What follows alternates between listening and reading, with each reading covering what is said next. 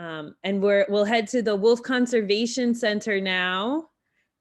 And who's leading us over at the Wolf Conservation Center? Hi, so behind the camera is Dana. And then your educator today, oops, sorry, this camera pivot is so slow, is Colin. There he is. How are you? Thank you for joining. Hi, Colin. Center. Can you guys hear him okay? I hear him. Does everyone else hear him? Oops.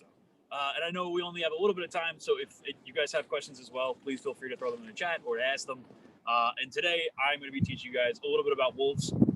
I'm not the only educator here. Actually, behind us, as you've seen, there are a handful of wolves here. Story that you just read, the wolf called Wonder.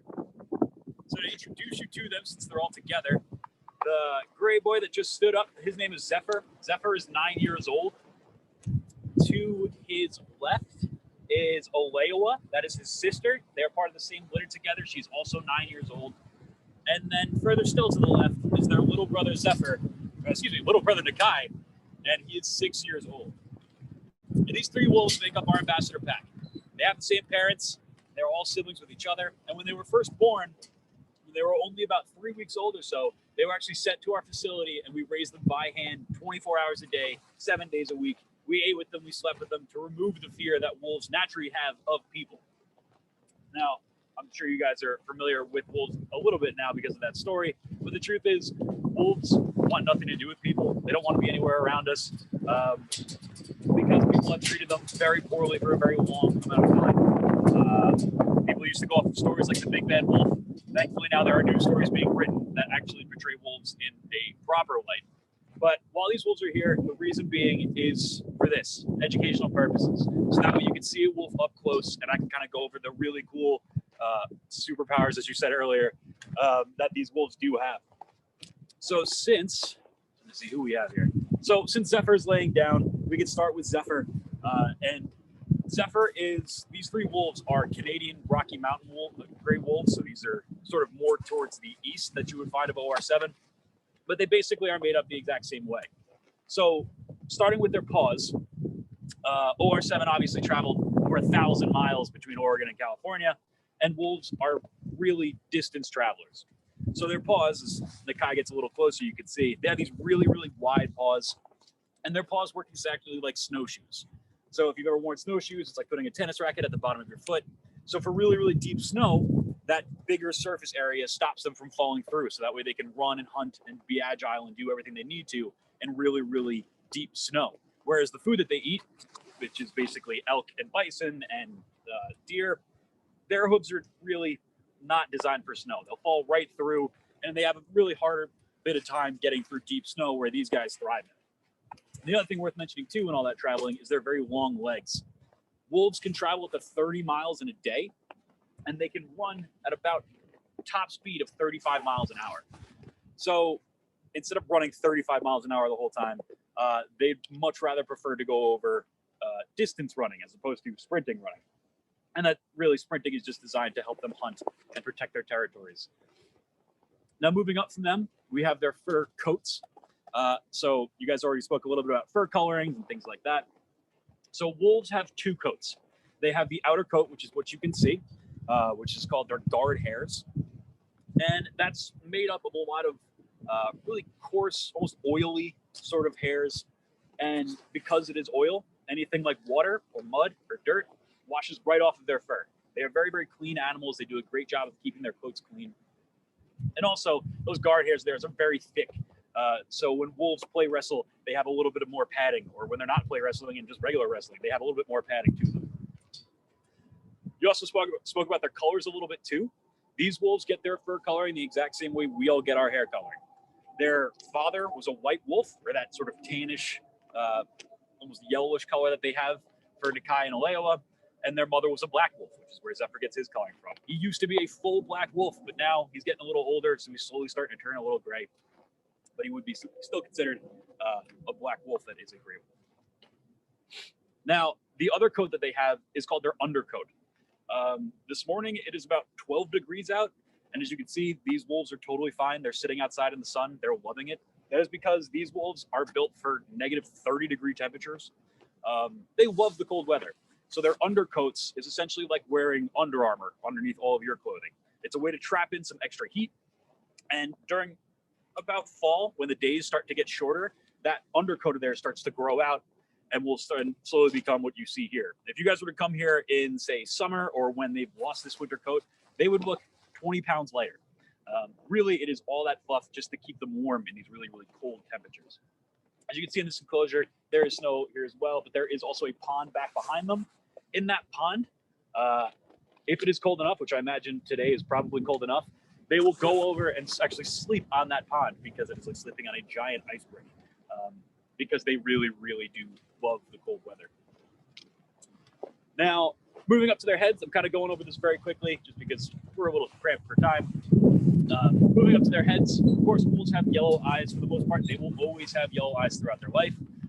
The only time they do not have yellow eyes is actually when they're born and they're pups. Pups are born with blue eyes. And the reason for their eye coloring is two different things. When older wolves have this yellow color eye, it helps them for really just being able to see in low light levels more or less. They are crepuscular animals, which means that they're most active when the sun is coming up or when the sun is setting. And yellow eyes kind of help them see a little bit better in that really, really harsh lighting. Also, the blue eyes, because they are pups, they live in their den for about the first 2 months of their life. And those blue eyes help them see a little bit better in that really, really low lighting, so they can kind of see what goes on in their den. Moving from their eyes, we will move to their mouths, because this is a favorite of mine to talk about. Obviously, wolves do hunt. They're very, very good at it. If you've ever seen the animals that they hunt, usually things like moose or elk, they're very, very big animals. So their mouths are very, very strong. A couple of numbers to throw at you guys just to kind of get an idea of how strong they are. Human beings, when we bite down about 80 pounds of pressure or so, which 80 pounds is pretty good. Whereas German Shepherds, which have the strongest mouths of all dogs, can bite down 750 pounds of pressure, which blows us out of the water. Whereas wolves can bite down 1,500 pounds of pressure, double that of a German Shepherd. Their mouths are incredibly strong. And that is why we make sure to keep no hands on the fence or anywhere around these wolves. Now, something worth mentioning too is that these wolves are here, but we do not consider them pets. We do not treat them like dogs. They do not behave as such. They don't think of us as owners. These are fully independent wolves. The reason why they're at the center, as I said, is for educational purposes, but more so than that, these wolves are here to kind of show people what wolves are like normally when they're not worried about being seen by people. And they don't have to worry about other threats around them, and they can kind of just go about their lives. Now, normal lifespan for a wolf in the wild is very, very short. Usually it's only about 4 to 6 years.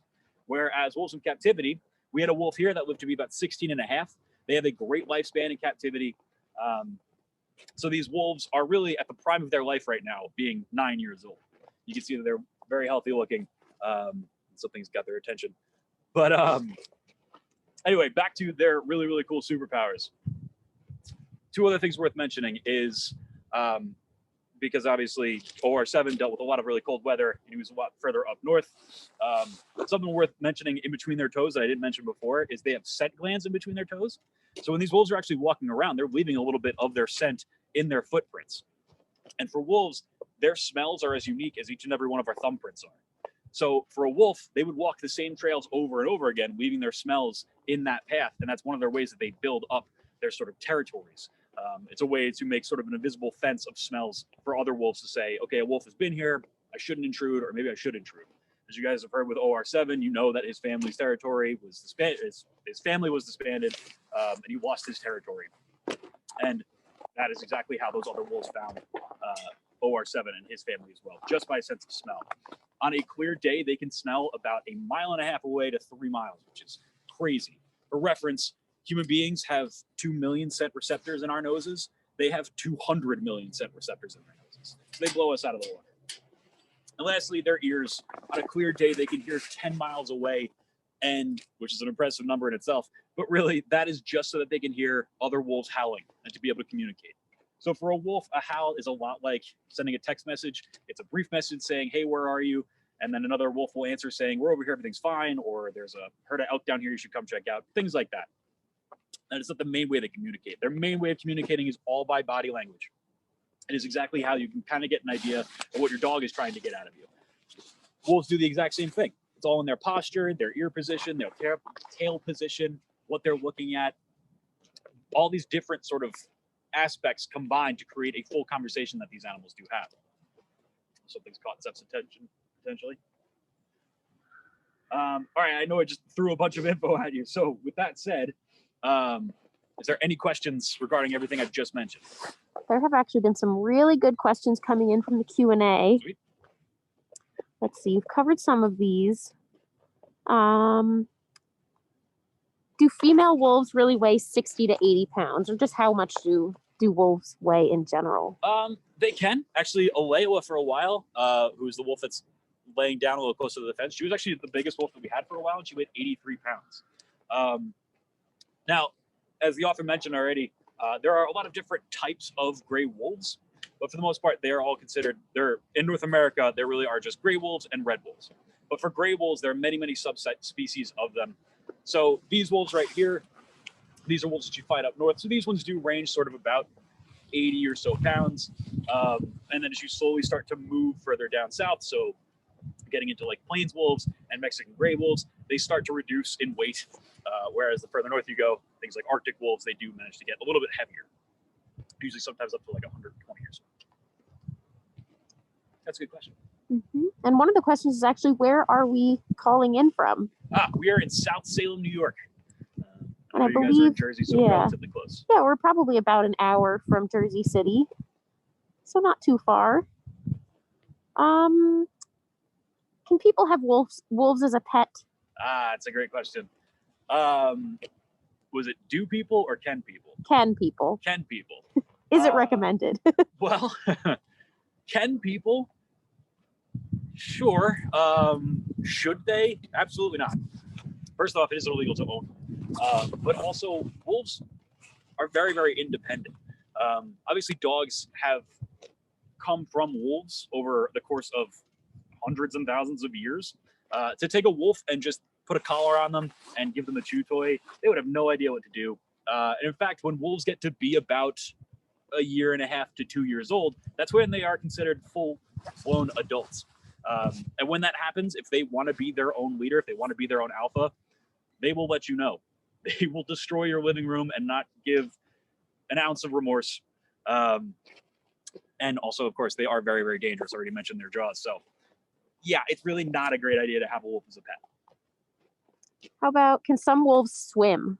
Yes. Yeah, wolves actually do have partially webbed toes. There are wolves up in parts of Canada that most of their food just comes straight out of the ocean. They have no problem swimming. In fact, they really do enjoy it. That pond I mentioned before that freezes over, well, in the warmer weather, they will go in there and take a dip and sort of splash around a little bit and then hop right back out. Wow, there's so many good questions coming in. This one is, do wolves howl at the moon? It's a great question. That's werewolves. Wolves don't really care what phase the moon is in. They will howl pretty much whenever the mood strikes them. Sometimes around here, you hear just a single wolf howling, and they could be howling for many, many different reasons. Sometimes all of them will howl together as sort of a bonding thing. Or we could just have a fire truck or an ambulance that happens to be passing down the road, and sound like that will kind of trigger them because they like really, really high-pitched noises. So that can set them off as well. So sometimes they'll do it as a way to communicate over long distances. Other times they'll do it as sort of like a bonding thing to sing with their family. But other than that, they're not really too specific about full moons. Although if there is a full moon, it's fair enough to say that there is a little bit more light out. So they might be a little bit more willing to do things, kind of like having a giant night light in the sky. How about, do we ever release them into the wild? That's a very, very good question, which will kind of lead me to some other stuff. So I'll come back around to these questions. Hi, Zeph.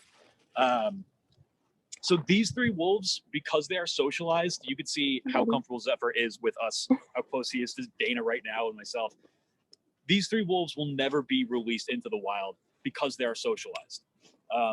Basically, they're too comfortable with people. You know, if we release these three out into the wild, they could hunt and they could do everything they need to survive, but they might come across hikers, or they might come across someone's backyard. And they think that humans will treat them well, but unfortunately, that is not the case, especially for the places where these wolves do live. Now, as I said, these are gray wolves, and currently in the US, gray wolves have been delisted from the endangered species list, which means that the states that hold wolves in them can now do what they want to with that wolf population. So a lot of these states that do have wolves like this have hunting seasons, have kill on sight orders. They really do consider these wolves as predators and threats, as opposed to an incredibly important part of an ecosystem, which I can briefly mention why they're important in an ecosystem. So these wolves, they're what's known as a keystone species. So basically, they're a species in an ecosystem that all the other animals rely on. The biggest example of this, of course, is in Yellowstone. Yellowstone National Park was where wolves were first reintroduced into the wild. And with Yellowstone, basically back in the 1920s, the last wolves were killed inside that park. And over the span of the next 50 years or so, scientists started to notice that there was an increase in deer and elk, and everything else was starting to leave the park, including foliage and plant life, because all of these deer and elk were just eating everything to the ground and then moving to another area, doing the same thing there. So it wasn't until the 70s, or excuse me, actually the 90s, that scientists started to reintroduce wolves back in these parks. And once the wolves came back in, they started to reduce the elk population to a healthy, normal amount, as opposed to the hundreds of thousands that there were. But also it instilled something that we call the ecology of fear in these deer and elk, which basically means that these animals would behave like they were being hunted, even if they weren't at the time. So that meant that they would start to move around a little bit more, that they wouldn't just eat in one spot. They would eat a little bit in one spot and then move to another spot and eat a little bit there, and so on and so forth. And because of that, that meant that all the foliage started to grow back. And because all that foliage and things started to grow back, that created homes for things that used to live there, like mice and squirrels and chipmunks. Because they started to come back into the park, the animals that started to hunt them, like hawks and eagles, larger animals like fox, coyotes, they started to come back into the parks as well. And of course, because they were all there, these birds and things started to affect the trees. So beavers started to come back in as well. Beavers would build dams. So because wolves came back into the park, what we call trophic cascade is everything in that park started to balance itself out. Everything became healthy and normal. And that is why you want a wolf in an ecosystem, as opposed to getting rid of them entirely. Now that kind of set me off on a little bit of a tangent. But these wolves have been patiently waiting. They don't normally just kind of sit around like this, especially when there's people here. And I just made the mistake of putting my hand in my pocket.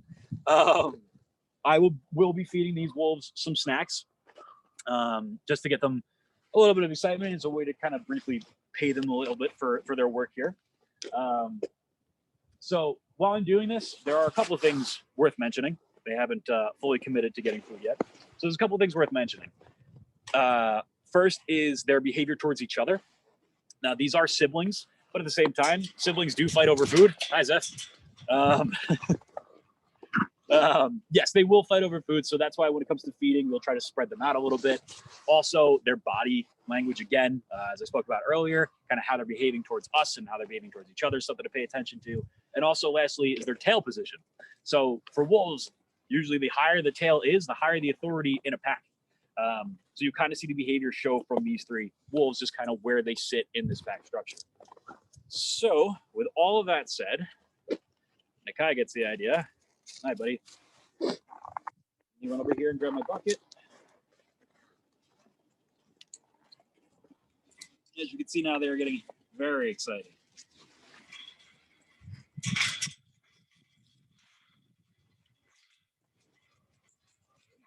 What are they eating today, Colin? Oh, Zephyr. So they're eating just some regular uncooked chicken. Ooh. That's all. All right.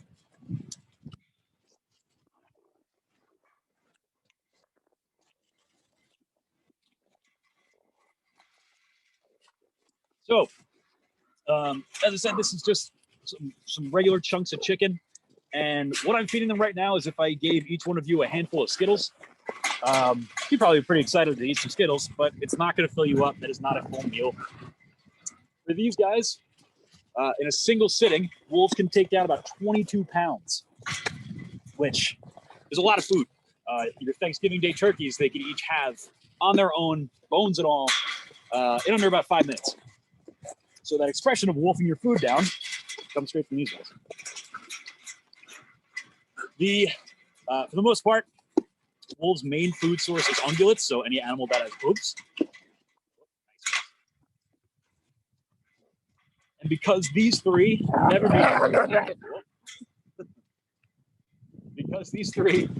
be released into the wild, we can get a little bit more creative with their diet. Stuff like chicken is something that we would never feed to our wild wolves, which we do have here. We'll get to those in a little bit. But we would prefer to feed our wild wolves what they would normally eat in the wild, aka deer.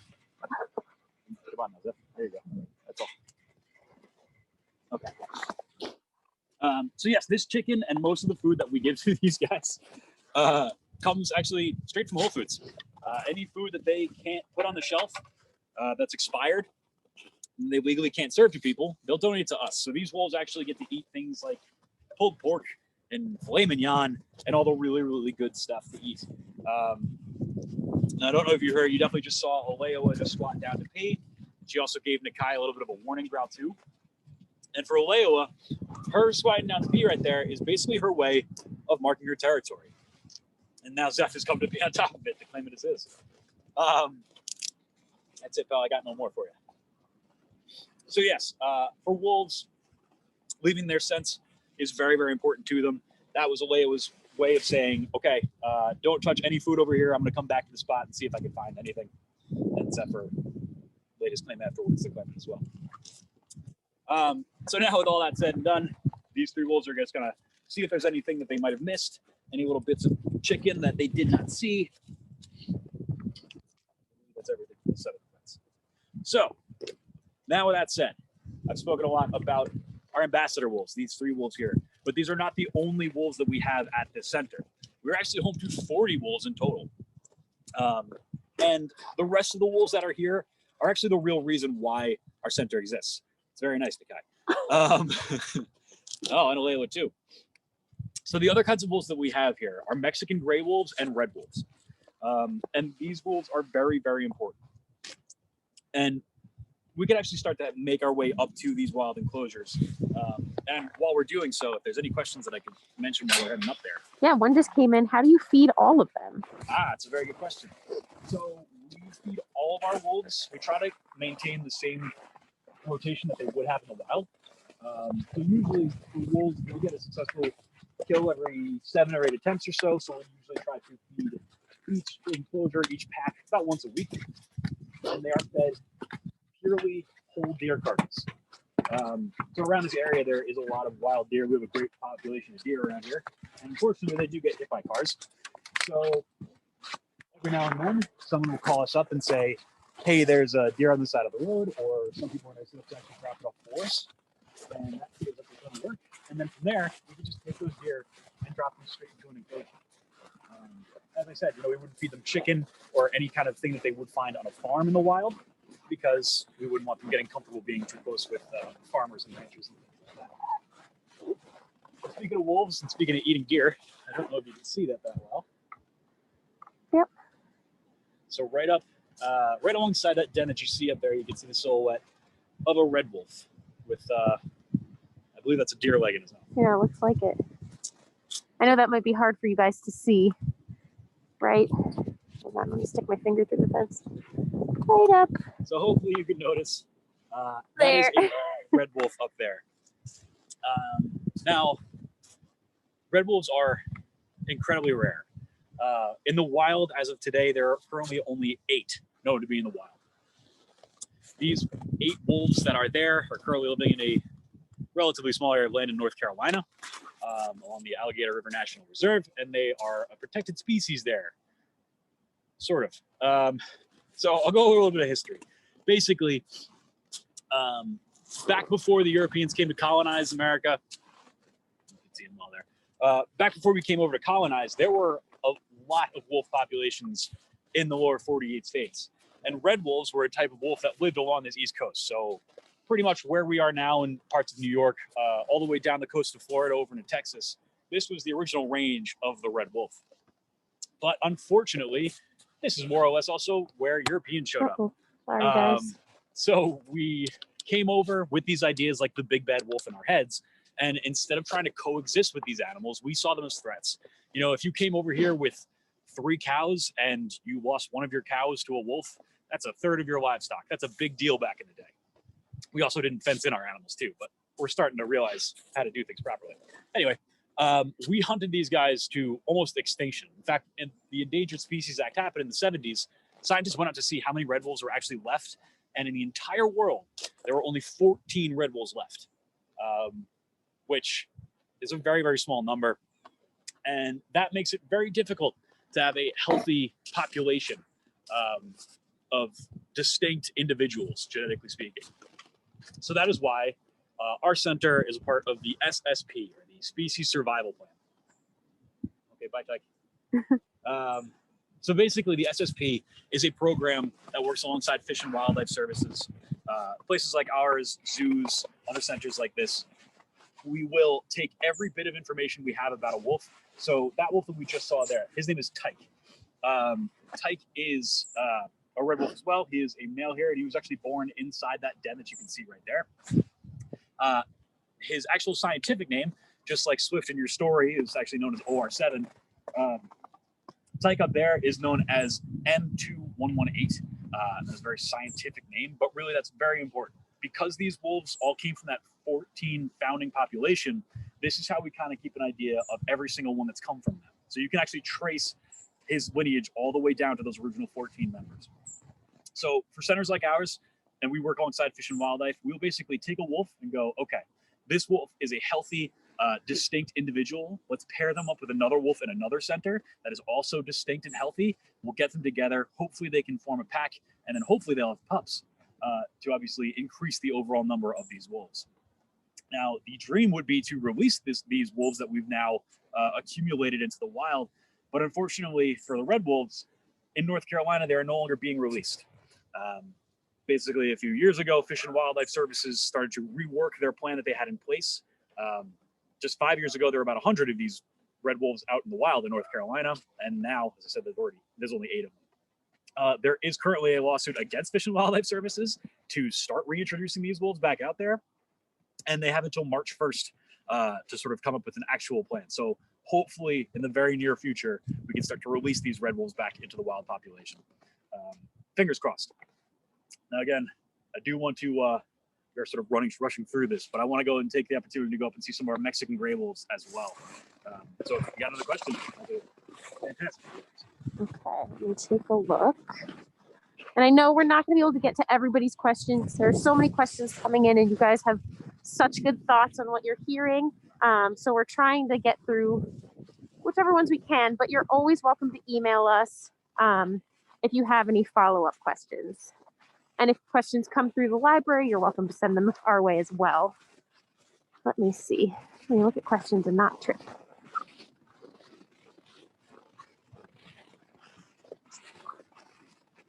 Do wolves hibernate? Wolves hibernate. That's a good question. No, not so much. This time of year, especially now, is when they're preparing to have pups. This is basically pup season. So what they're doing this time of year is they're starting to build dens. They're starting to sort of prepare for that long, really cold winter. They'll do things like, if they go out and have a successful hunt, they'll actually cache food. So a lot like how dogs will bury bones in backyards. It's the exact same thing. They get it from these. So it's a way for them to sort of hide some leftover food. So in case things get a little rough in the winter, they can go to a spot, dig it up, and have food available to them. So, okay. So now that we're up here, I don't know all you can see, but along the fence up there are 2 wolves. One is walking away from us. Sorry, guys, this fence is a little tricky. You kind of see her to the left. So those are 2 Mexican gray wolves. Now, Mexican gray wolves have a very similar story to the red wolves in that they were almost hunted to extinction. In fact, back in the 70s, when scientists went to see how many were left, there were only, back in the 70s when they went to see how many were left, there were only about 8 in the world. again, which is a very, very small amount to grow a population from. It's kind of like trying to build a village out of just one family. The Mexican gray wolves, there's about 163 in the wild right now. Their overall population in the world is about 500, whereas the red wolves, there are just those 8 in the wild, and there's about 300 in total in the world. So these wolves are here, like I said, as a way to sort of help increase their population, to get them together, and hopefully they'll have pups. So you can see those 2 wolves.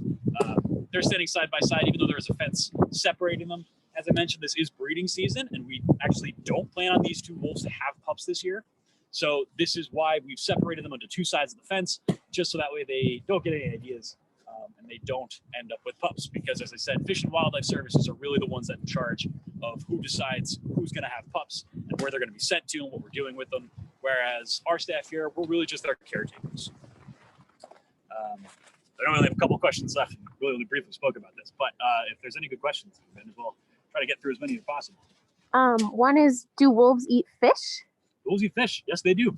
A lot of times when you see those photos of bears scooping fish out of rivers, usually every now and then there would be a wolf on the side of that bank doing the exact same thing.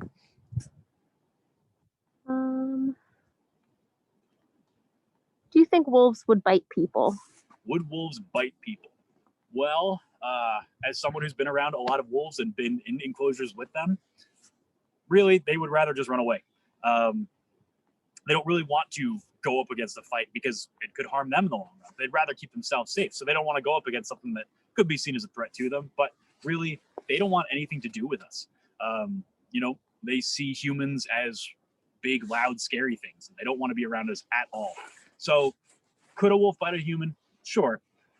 But in the past 100 years in the US, there hasn't actually been an attack by a healthy wolf on a person recorded. You know, people always think about wolves attacking people, but when was the last time you actually heard of a wolf attacking somebody? It doesn't really happen. That's a very good question. Yeah. And I see that someone mentioned that they looked at the webcam early this morning and they actually got to see the wolves howling for about 5 minutes. Nice. That's awesome. Yeah. Actually, we do still have some time. We could go and try to make Zephyr howl. But yes, we do have webcams at our center. We have webcams in every single one of our enclosures. So we have outdoor cams as well as their den cams as well. So as I mentioned before, Tyke, that red wolf down there, he was born in that den. Well, there is a webcam in that den. And when he was born, people actually got to tune in from all over the world and see a red wolf give birth live, which is one of the rarest things in the world to witness.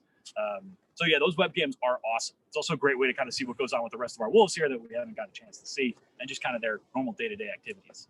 And I see that the library actually put in a link to the webcam. So if you guys are interested, definitely check it out. Awesome. We only have a few minutes left. Okay. I saw a question come in, do wolves eat fruit? But since we're not seeing any wolves up here, I think your idea of maybe getting Zephyr to howl is a good one. So yes, do wolves eat fruit? Yes, they do. I befriended these ambassadors by giving them watermelon straight out of my lunch when I first started here. Yeah, they're in the wild. You know, if they come across a bush that has a couple berries on it, they'll stop and eat a couple berries off and keep on moving. So whereas meat is their main food source, they're totally comfortable eating other things like vegetables and fruits as well. With these wolves, our ambassadors, because they're going to live here their entire lives, we are constantly trying to give them new things. Like just the other day, we gave them, each had their own pineapple. And nowhere in the world do wolves and pineapples coexist. So that was kind of a fun little thing for them as something they've never really experienced before. So Zephyr's up here. Because Zephyr is right here, it seems like a good spot to see if we can get a howl out. So I'm going to just take a step back. Let's see if Zephyr feels like howling.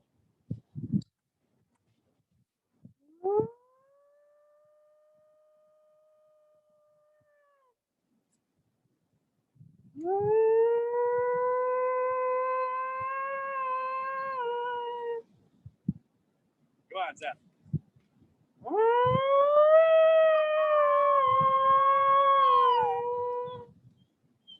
He's thinking about it. What?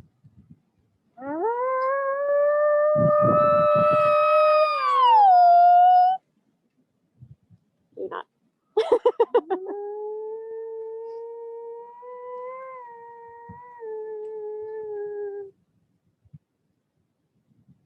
Don't look at me like that. Sorry, guys. I know I was a little close to the camera when I made that shrieking noise.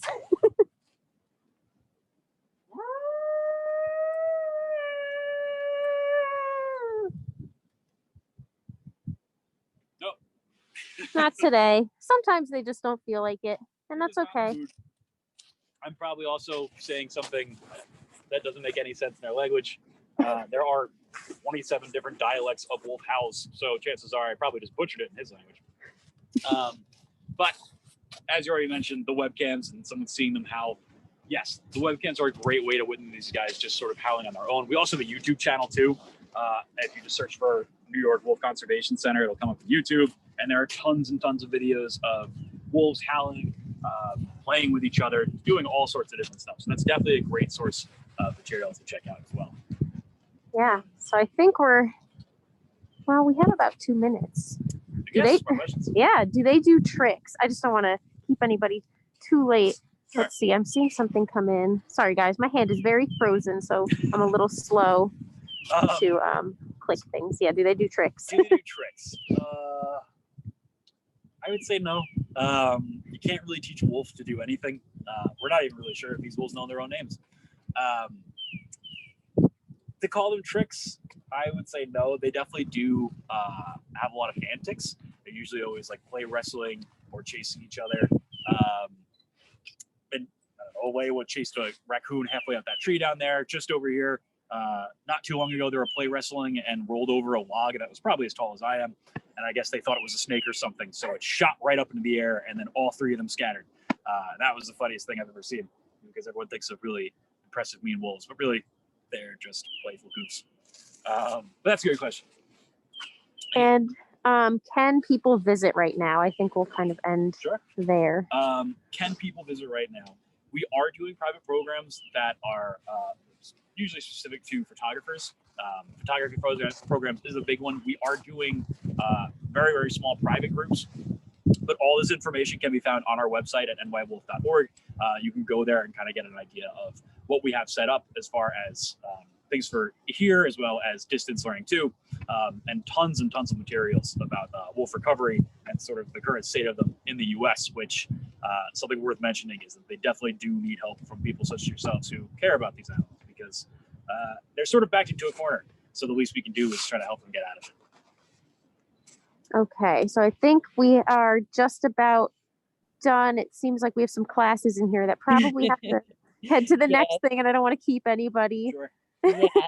I think Mr. Wallace was saying his students should go to the Google Meet before lunchtime. But thank you so much to Dana and Colin and the Wolf Conservation Center in general. I shared some links in the chat so you can watch the webcams, you can go to the YouTube channel and support the Conservation Center however you can. Hopefully we'll be able to visit in the summertime. Hopefully it will be open. But thank you so much for answering all of our questions. Thank you to all the students and teachers for asking great questions.